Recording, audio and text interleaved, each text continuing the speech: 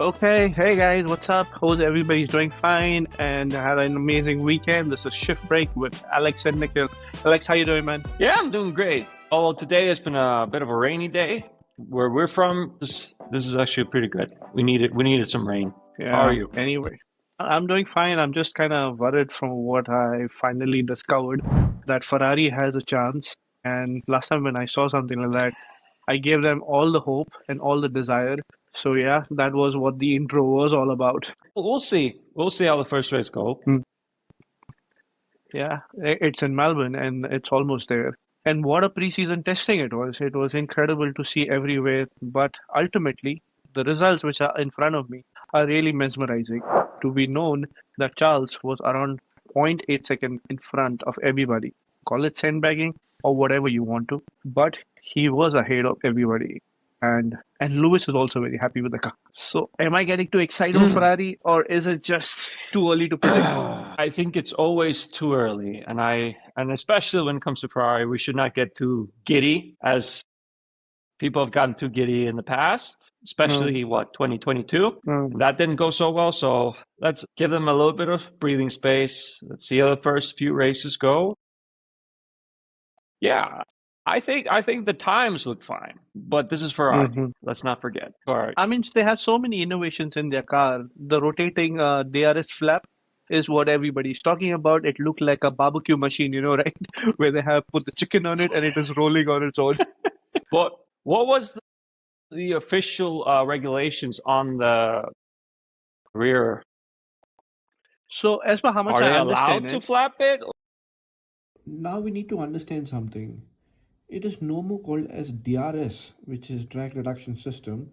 It has been replaced by active aerodynamics, which is a system feature movable front and the rear wings on all cars. It's kind of eliminating the 1 second rule for activation.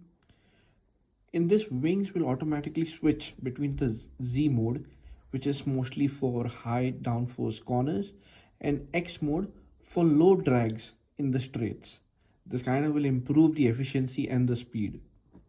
So if I correlate with what Ferrari is doing with the rotating flap, Jonian Palmer was the first guy who actually saw this on the turn four and he was indicating it.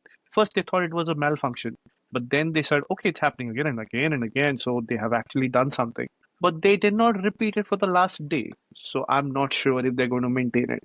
Yeah, have it so far any teams made any official complaints to this gimmick, or kind No. of with the combustion but nothing? Yeah, the combustion thing is there. There has been rumors about Mercedes doing some different type of fuel, the and whatnot.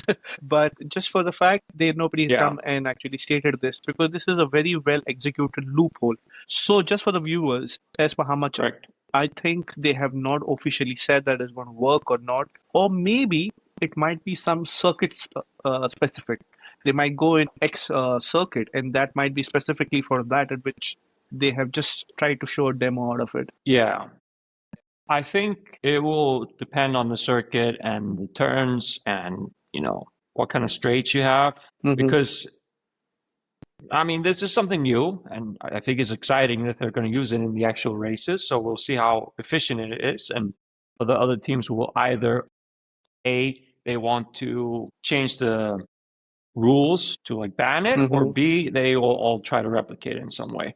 So we'll see. True. It's definitely an interesting and clever innovation, and I don't think Hmm. anybody saw that one coming. That was the biggest topic, I think, coming out of the second rounds of Bahrain testing.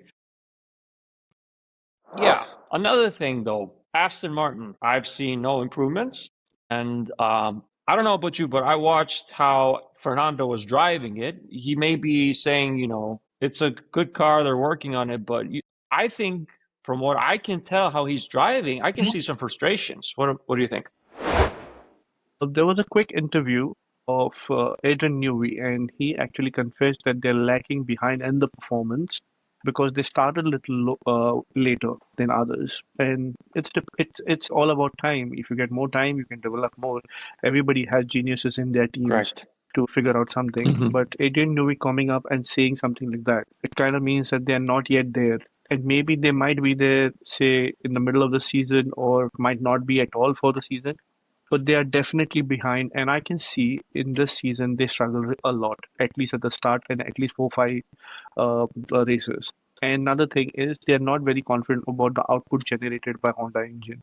Everybody's talking about it, and it is kind of visible because I get Lance being Lance, but in a situation where Alonso also is struggling, it's not ideal. And I think when he has the car, he has the potential of bringing the best out of it, and he's not enjoying it. I do think there is genuine concern among the Aston Martin team. Hmm. Just looking at the amount of laps they did, again, for the second round, they are at the bottom for completed laps. Like it's at Hmm. this point, you'd want to show that your car at least can drive X amount of times. True. If you compare it to Haas, like they're looking good, dude. Yeah, the Ferrari engines looks very dominating, and Mm-hmm. it is visible even with their other teams who are buying the engines. So Haas is looking good, similar to when we're trying to compare it with Williams and all. They're actually being on the scale of that, and they're giving a fair bit of competition in the midfield. So I'm expecting there will be a very close fight in the middle because we're not sure about how the development has gone about these. But Williams, Haas, maybe in a very close battle. I want Williams to do good, but don't know. Yeah, I for sure think that Haas and Williams are definitely going to be in position to get points consistently. Hmm. I think the car looks good enough to be at least in the top 10 for both Hmm. drivers. I True. mean, people don't talk about, but Behrman, I'm impressed with him. I was impressed with him last year, how he was driving overall. Of course, there were ups and downs. He's just getting started, but him driving with that Haas car, you never know. He might be a shock. True. He has been one of the contenders if Lewis is disheartened and doesn't want to actually go ahead with racing anymore or find a way of not wanting to do this anymore. Then they have said that Brandon Mm-hmm. is the guy who's going to step in his shoes over there. So they are grooming him. He is in the Ferrari Academy, and remember when he had just debuted and substituted for Carlos Sainz. He really did well, and he had got some eighth position, I think, in the debut of his first race. So they had a lot of hopes on him and potential. And quickly look into it and present it out there on the screen too. What were the actual final findings of the testing? Onto Charles Leclerc was the fastest, around zero point 0.9 second faster than Lando Norris. I know these are just a representation of that day and testing, but this is a huge margin. Then followed by Max at around 1.2 seconds behind, and then George up around the similar 1.2. And a weird one in between was Pierre Gasly. I'm sure there was a low fuel one. Then Oliver was there, and followed by Gabriel and Kimi was there. So these were your top guys on that day. Lewis did not participate that much, but he looked that very focused about developing the car. His official statement says that this is his first year where he's got himself involved from the start of the development of the car to when he's driving, so he feels home into it. And that is a scary side for all the people who wants to, win the title. If your seven-time world champion is feeling confident in the car, then you guys should be worried about it. I'm excited. By the sounds of things, both him and Max, like, Mm, are looking, quietly confident. They're not talking too mm, much, but they're not talking anything bad. true. So I think they have been figuring out a few minor things to try to amplify their performance. But still, when you're looking at situations like I saw a clip of Hadjar trying to overtake Bottas at a straight, Mm, true. it's gonna be very difficult because the battery just does not have the capacity for I'm not overtakes. sure about that too, but because this is a situation where they will have to, understand on the fly. because the team have different fuel loads. Our run plans are completely different. But on the day of actually racing, they will be on similar fuel loads and similar run plans. I'm just waiting for Australian Grand Prix and like me, everybody else, and to see then we can comment about it. Yeah, I think it's going to be ups and downs. I think it's going to be unpredictable for sure. I wanted to ask you, do you have any fond memories from Australian Grand Prix? Because I do, and I would like to share mine, and then I'll direct it to you. And see, there were a lot of things as per the history of Australian Grand Prix. Now it is in Melbourne. Beforehand, it was in Adelaide, and that was in till 1995, if I'm not mistaken. Drop Hmm. down in comments if you want to fight about it. So then compiling with the new regulations and everything, they went to Melbourne, and from then on, except for the COVID 2 seasons, it's been a regular feature and mostly at the start of the season. In between, it went to Saudi or Bahrain, but now it is starting back again, so it's fun. My favorite season, and one of my favorite seasons of Formula One before 2021, was 2007, and it started with a banger. 2027 started an Australian Grand Prix where Kimi Räikkönen was finally into a Ferrari car, and in his first race, he's replacing the great Schumacher, and he's retired at that time. Then we realized he's joined again. It was like a season where Lewis Hamilton was in his rookie year, first year. Alonso is in McLaren. There is greats everywhere on the circuits, and Kimi Räikkönen actually won this season by just 1 or 2 points because McLaren were Hmm. fighting with each other, which was Alonso and a rookie Hamilton. Let me get that. A rookie Hamilton in his first season.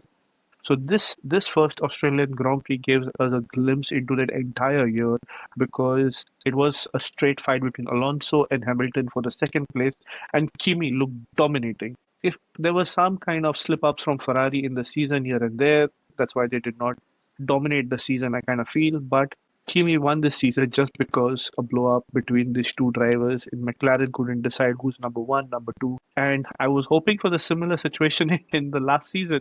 Nothing came like that. That was my favorite 2007 Australian Grand Prix. Yeah, when it comes to Melbourne, it's had a lot of moments. I Oh, remember like 2014, that Alonso crash. oh yeah, yeah. Remember when he at the turn with what was it, Gutierrez in the Haas, and he just Yes, completely flipped. Lucky to yes. just get out of that one, you know. McLaren was very bad that But the time. first, oh my goodness, it was rough. And then like even before that, the opening crash where Ralph Schumacher hit Oh yeah, the Ferrari right in the rear and caused a Barrichello. massive in the first turn.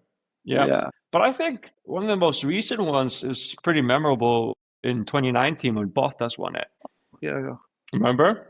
Yes, 30 seconds ahead of everybody. His true, greatest true, true. race.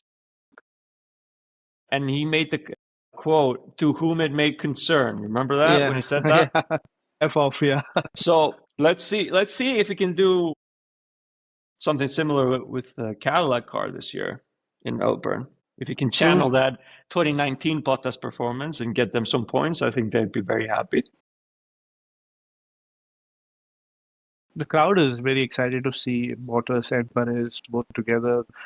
Do you think Cadillac strategy they're gonna pick a number one driver, or they're gonna just have a strategy where both of them are gonna try to get them as many points as they possibly can in their first year? No, I heard the team principal and also both the drivers. They're very much in a unison. They know this season they have no fight of actually, being dominating the season. Like how Bottas was having the Hmm. fastest cars in Mercedes. So he had a situation where he Yeah. could fight. So, and the team was kind of not favoring him, which was very evident because Lewis was number one driver. Same thing with Perez. Perez was also the number two driver in a Red Bull, and they were clearly favoring Max. There was no second thought about it. So both of them felt like they were in a situation where they did not have the best of the team could offer to them, and they kind of did not want to, say that loudly in the media, but it was very evident. But when I heard them, they were talking about Cadillac and their approaches. The most important thing which struck out with both of their conversation and including the team principal was they want to contribute to the team's building up. They are really focused on this. Yeah. They know that they might not produce that result this season. but they're very optimistic of actually building this to the legacy which Cadillac has outside Formula One. So they Hmm. want to actually build that car like how Mercedes was built in like 10, 15 years back. So in that situation, they are also looking in that perspective of using the expertise, and because both of them are really experienced on the grid and they have so much of knowledge, so many multiple wins, so many podiums together. So I think they're going to incorporate all the knowledge they have about the car, the circuits, into stimulation, and then get the best out of it and from this team. So to answer your question in a straightforward way, no, I don't think so. There will be any biasness. The team sees that Perez is going to give the best result today. They will focus on him, and the other driver, that is Bottas, will help him out, and vice versa. Maybe just the F1 movie all Yeah. over again in that. Well, I mean, when you look at it, Bottas was the solid second person to Lewis all those years in the Mercedes. Checo, he had a few years being the second to Max. So I think that, yeah, I 100% agree that the strategy should be just try to get points first and Hmm. foremost. Get points every race. Make sure you're at least in the middle of the pack in your first year, and then build from that for sure. But since we're talking about experience, what do you think the combined pairing of Bottas and Checo rank in terms of experience and races completed, or starts for that matter? So where do you think they rank? I feel they will be on top of the list, maybe because they both have one of the most number of experience on the grid, with other being Lewis and Hulkenberg. So and Alonso. How can I forget that guy? But I think Let they me will be tell on you the top this. of the list if I'm not. Yeah. So I saw this statistic. So currently, Hmm. two of them in Cadillac sit at 527 race starts in third Okay. place. So who Well, do you think is second and first? second and first. Alonso will be one of the teams, I guess, and the other one should be Hulkenberg, the So Audi one. second, we got Charles and Lewis with 551 race starts with Okay. Ferrari. And yes, you are correct. The top for most races is the Aston Martin team, Stroll and Alonso, with combined 600 starts. That is an interesting fact, and I don't know That if is, age is. yeah, I found that I don't. pretty interesting. I don't know if the age is going to be a determining factor over here or not. But Alonso is not quitting until I think he's 52, whatever. Because let's see. But it depends on the car's performance this year. I'm just joking, obviously. But Yeah. if the car's performance is not up to the par, he has an ambition of becoming a team principal or something like that. And he's always been very open about it. No, at this point for Aston Martin, having somebody like Alonso driving the car, you basically have an engineer in the cockpit. Like that, wisdom, knowledge, experience in the car, especially with Adrian Newey, the new designs and everything. I think if they listen to him and give him the platform to really help them work on it, it makes a huge difference. Anyway, it's an exciting season, guys, and we are really hoping that it kind of be a banger. And I just don't feel like let's not just focus on the top four teams in future. I hope everybody, all the smaller teams and all the midfield teams, they all produce some kind of spectacular season for us and with some great overtakes, which looks debatable right now, but maybe just not there because it's not a race. I am excited, and all those people who are actually thinking about it in a negative way, I just want to point it out that every testing looks pathetic because they are never giving you the actual results. So whatever data they present Yep. out there, take it with a pinch of salt because it's never true. So I'm just advising all the people who think that this might not be a great season and all, guys, come on. It's Formula One. It is always going to be fun. So and I want to take this opportunity of thanking all the subscribers, new subscribers who have just joined us and helped us. It's kind of a huge moral boost for us, and because we've just started doing this, and we have huge ambitions of doing. This is not our first job. It's us. It's not even a job for us. We just do it for fun. We want to talk about all the cars. We want to talk about F1. We're just passionate about it. And thank you for all your support in this last week. So we will try to maintain this frequency of posting this kind of video. Alex, you want to say something about this? Yeah, I mean, just thanks to everybody who wants to be a part of this community. Hopefully, we can grow, we can interact more, and If near future we can make more content more regularly, hopefully soon in the near future we can do live streams and even vlogs at races. We'll see. So yeah, it's exciting future ahead. So just keep your excitement high. And this is me, Nick, and Alex signing off. Have a nice day or evening ahead. Bye bye. Bye.